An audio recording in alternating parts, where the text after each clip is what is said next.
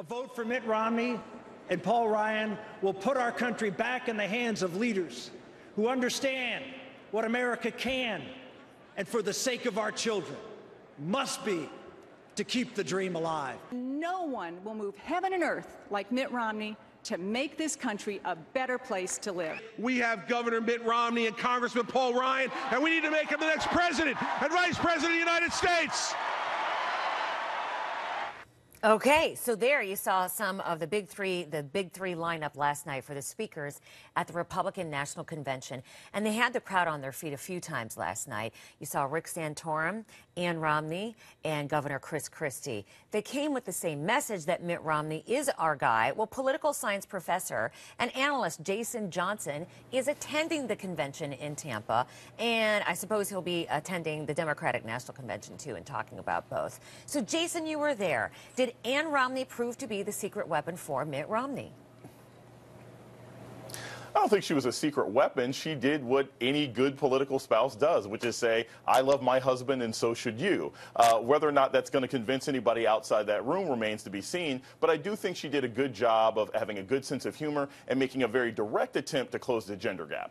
So do you think her speech is going to be remembered for a long time? And did she come across as kind of an everyday woman, not a wealthy person?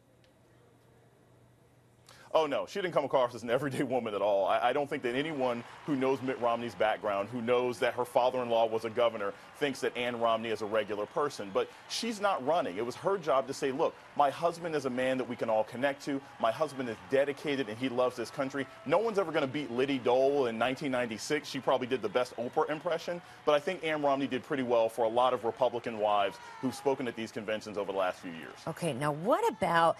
Chris Christie is known for being the guy who will say what other people don't have the guts to say or wouldn't want to say. So what was that last night that's going to stick?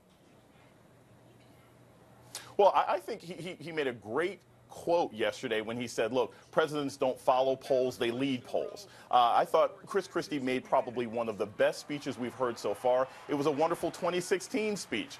He spent a lot more time talking about himself than he did speaking about Mitt Romney and Paul Ryan. But I think he galvanized the crowd. I think that he told a very, very interesting story about his life, and he was incredibly compelling. I think the night built up to the best speaker, and it ended with Chris Christie. He was fantastic. Now, what about tomorrow night when we hear from the Veep candidate, Paul Ryan?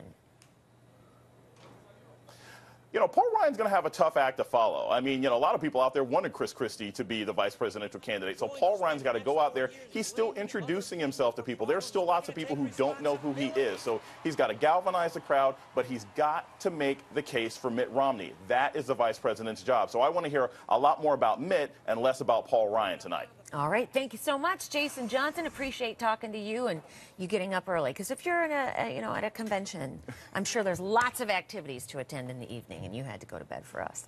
Back to... Oh, most definitely.